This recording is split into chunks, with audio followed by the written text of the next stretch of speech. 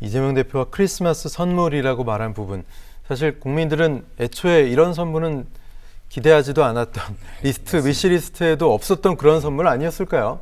어떻게 보세요, 최시만 기자?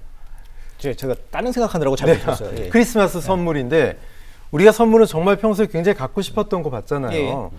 근데 비상계엄 이런 거 사실 꿈도 못 꿨던 일인데 발생을 했고 그거 이제 해결되고 탄핵되는 게 선물이야. 국민들은 다른 선물 받고 싶지 않았을까요? 아니 크리스마스는 그 예수님 생일인데 왜 선물을 예수님한테 드려야지? 예, 뭐 농담으로 드린 얘기고요. 그러니까 그만큼 이 국민들의 염원 이런 것들이 선물로 포장돼서 얘기했다고 좀 보여집니다.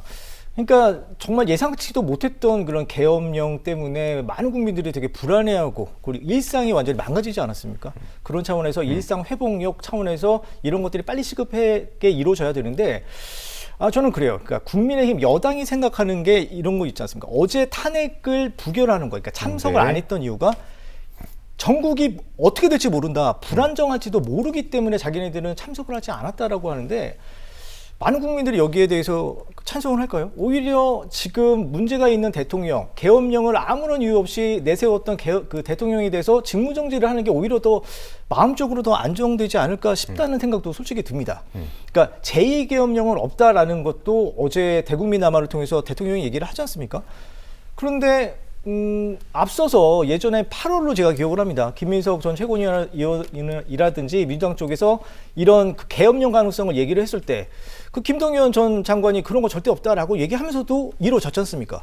그런 차원에서 그런 맥락에서 본다면 이번 제2계엄령 없다라고 했는데 그거를 고지고대로 믿기는 어려운 거죠. 그러니까 일상적으로 또 제2계엄령이 이루어지겠어라고 하지만 앞서 정말 어처구니 없는 일이 일어났기 때문에 이번에도 그럴 수 있겠네라고 합리적인 의심을 할 수가 있는 거죠. 네, 제가 아까 2차 계엄에 대해서 국민들이 좀 안심해도 된다라는 의도보다는 안심하셨으면 좋겠다. 이제 그런 일이 일어나지 말았으면 하는 바람을 좀 전해드렸다는 거 다시 한번 말씀드리고요.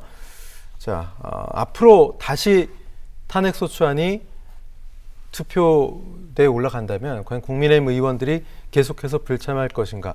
사실 국민들이 그 부분에 대해서 상당히 분노했는데 국민의힘 입장에서도 표결 자체를 완전히 배제하는 것도 이제는 상당히 부담이 앞으로 생길 것 같다는 생각이 드네요. 맞습니다. 네. 지금 이재명 대표 선물 얘기를 저희가 오늘 자주 하는데 아까 앵커께서 말씀하신 것처럼 크리스마스 선물은 어느 정도 그걸 받을 사람한테는 예견은 돼 있습니다. 그래서 그게 제2차 계엄을 막는다든가라는 게 원래 생각했던 선물이라면 21일 날까지 더 준비했다라는 거는 더 큰 선물을 준비했다는 의미인데 그렇게 되면 그게 가결이라든가 아니면 확대해서 직무정지라는 것까지 주겠다라는 게 아마 이재명 대표의 보관이 아니었을까라는 생각을 하고요. 지금 말씀하신 것처럼 국민의힘 내부 결속 문제는 당장은 그 지표가 김건희 여사 특검법으로 결부되진 않겠지만 올해 2월에는 최소 이제 한 표가 이탈이 됐습니다. 그다음에 10월 4일에는 4표고 어제 같은 경우에는 6표였습니다. 이게 물론 그래프상으로 우상향한다고 해서 꼭 정치적으로 그게 다 맞지는 않습니다. 하지만 근데 추세라는 것도 무시는 할 수 없고 균열이 발생하고 있다.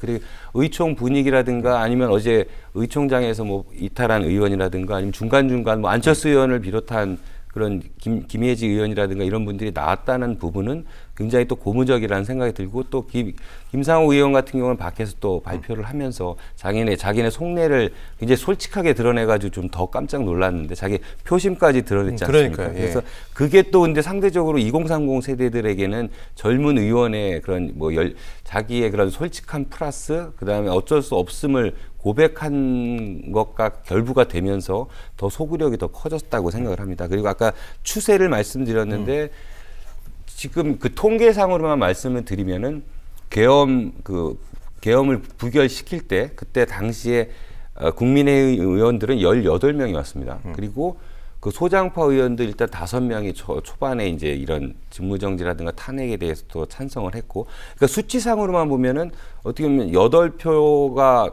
확정이 돼서 200표를 만들어지는 방안보다는 훨씬 좀 많이 나와 있는 상황이거든요. 그래서 어제 그런 투표 불성립이라든가 탄핵 불성립에 대한 또 영향이 더 크지 않았나라는 생각을 합니다. 알겠습니다.